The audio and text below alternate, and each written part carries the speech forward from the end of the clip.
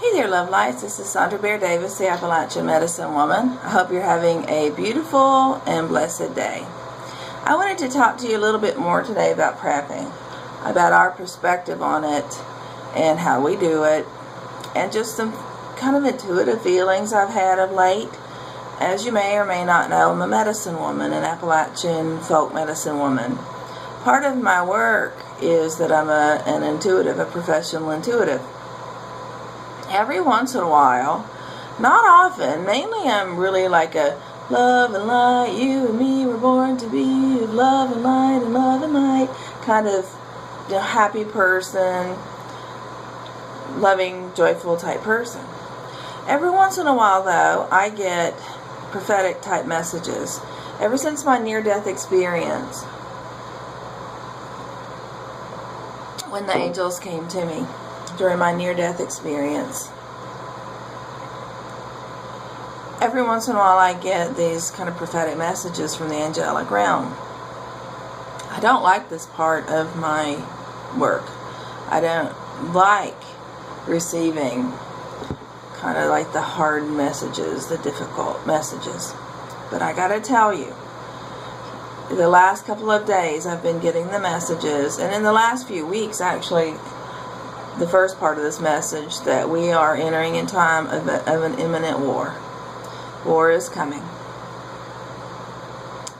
War is coming to our shores. Also, I've been getting this intuitive knowing that, well, the economy is not improving. The numbers that the government is giving, they're just kind of made up to keep people sheeple down, to keep people calm, not to give the trueness of how really stagnant, devolved our economy is right now.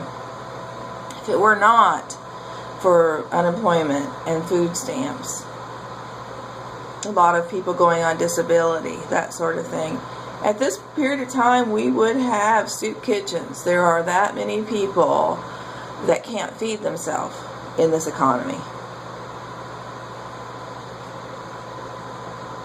I'm taking a break and having a cup of tea and talking with you right now. Also, I feel this imminence of natural. I think we're going to have a pretty rugged upcoming hurricane season, as well as the winter. You know how the winter didn't want to let go up north, and then we had a short, blazing summer, and it's rain, and now it's cool. It almost feels like the fall. I feel like we're going to have an early onset of winter. It's going to be long and strong, deep and snowy.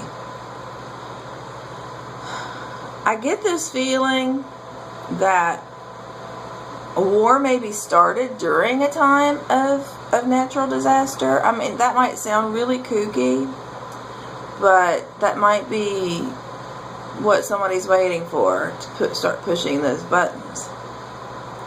And so I guess I'm saying this to say to you, I think almost anybody that's a prepper is very intuitive and just kind of knows something's got to give here. It just cannot, it's not sustainable the way it is. The environment, GMO foods, the economy. Our government has been taken over by corporations, and greed rules the day. So today, this medicine woman is not all love and light and happy, joy. I'm in a place of, we got to get it together here, people. We have to eliminate distractions in our life from prepping. We got to protect our families. First and foremost, our responsibility is in the circle within our family. Then friends, then, the general community. But if each and every person became a prepper, I know that's not going to happen.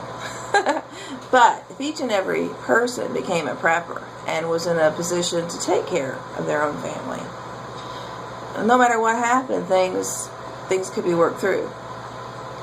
Because if a tornado came through and, your supplies were devastated, 2 doors down may not be in the same position, and people would be more in a position to help each other and look after each other. Yeah? And so we personally, in my household, my husband and I household, are getting ready to amp up on our preparations. And we do not do this from a place of an overabundance of financial means. We're not one of those people on Doomsday Prepper that can build $1 million bunker. Or just go out there and we'll go to the LDS cannery and get $2,000 worth of food preps, and hey, we're good to go. Now, we have to do ours a little at a time. A little at a time and a little at a time. But we're going to amp it up. We're going to amp it up because there's certain things that I can do, even on a budget, that really help. There's produce stand across the way that sells discounted produce. Last year I got a lot of wonderful produce and dehydrated it, so I can do more of that. Our garden has not been all that great this year because just of circumstances and rain and whatnot, but we are getting little spinach, little onions, little this and a little that, and so it is nice to have those fresh veggies. But our own garden is not enough to sustain us this year, so I need to think about that. Think about putting in some more. We have an area behind the fence, the pretty fence. We have an area where I could expand the garden. There's a place in the front yard, kind of off to the side. I could put in a nice growing bed there.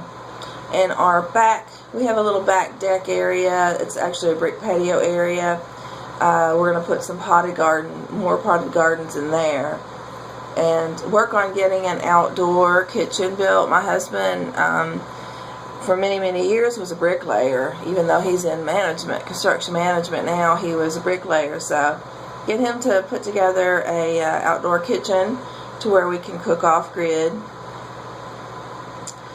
We've got to think about getting a little wood stove down in the basement. We have a basement fireplace, but getting one of those wood stoves that actually has burners on it so you could cook on it too, as well as, at least keep the basement area warmed up, and it would radiate up and, keep the house at least survivable.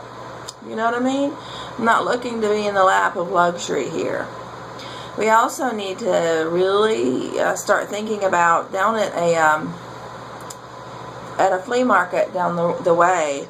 You can buy garlic barrels, the big black plastic garlic barrels. I want to get some of those. A friend of mine is using those for her water storage, and get about a dozen of those and get those set up in a system along the side of the house for gathering water off of. When we have rain, off for rainwater. We also have a spring back down in the woods. I need to find that spring, clean that spring out, and if in an emergency situation we needed water. We've had our bottled waters down there for over a year, so I need to think about replacing that, or can I use that and filter it? Like, we wouldn't drink it out of the bottle, but could we open it up, pour it in like a gallon bucket or whatever, let it sit out overnight, and then filter it? Would that be safe? I need to find that out, or else I'm going to have to replace the bottled water we have.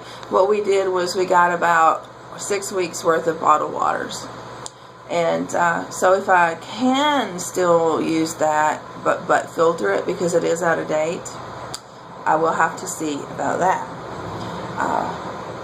So we kind of got, working on our food preps, working on heat and cooking, to work on. One of my sons has told me that I can have a shotgun of his, so that would get us another piece of ordnance in the house. And he is really good about showing me how to work with it. So we need to amp up the self-protection. I really want, and this is even before The Walking Dead, I really want a crossbow. My cousin had one when I was younger, and I shot that, and it's so silent. an air rifle, like the most powerful air rifle that you can get. I'd like to get one of those because you can hunt a rabbit, a squirrel, something small. Nobody, if you're waving any kind of gun at somebody, nobody wants to get shot, even if it's, with a strong air rifle BB gun. You can get the little hunting pellets that have ribs on them, little kind of like barbs on them. And I saw a guy shoot one of those at a phone book, and it went halfway through the phone book. So I mean, they're pretty powerful. I like to get that because it's nice and silent. There are just other things like that we need to do. If we're going to have a really rugged winter or a series of winters, I'd like to get more blankets in the house, get some sleeping bags in the house, because, we're pretty sure that suns will come here or we'll go to our suns. We have thought it through as a family. Having a homestead did not work out for us this year. We're going to do it when we can afford to buy our own, because the owner got incredibly controlling. And when it was time to plant the gardens, get the farm animals and things like that, all of a sudden she was like, no, I don't want any of that on my place. So, but when we can afford to do it ourselves, we'll do it. But for right now, each person in our family unit, including, I'm counting my husband and my 2 sons in our little prepping family. Sorry about that, big truck's going by. Each one of us has a responsibility to get our foodstuffs together, to get medical supplies together, to think about how to cook, to think about how to heat the home, how to protect the home, about water, that sort of thing. So if we need to migrate to where each other is, we can do so. And that way, we also need to really plan. I have a car bug out bag.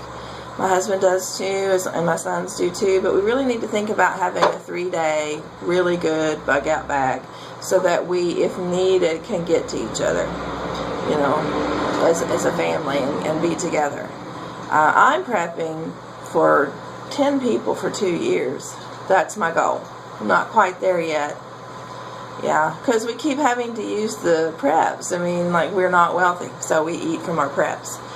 So, that's why we eat what we prep what we eat, pretty much. Except for the LDS canneries, beans, and their rice and their oats and all that's canned for a 30-year stay.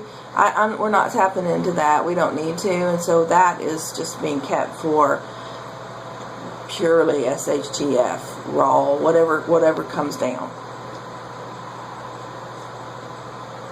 But I'm very sober about this, very serious about this, and I see that we really need to amp up, what we're doing. We also really need to get better on our communication systems. If cell towers went down, the grid went down, we'd be shit out of luck.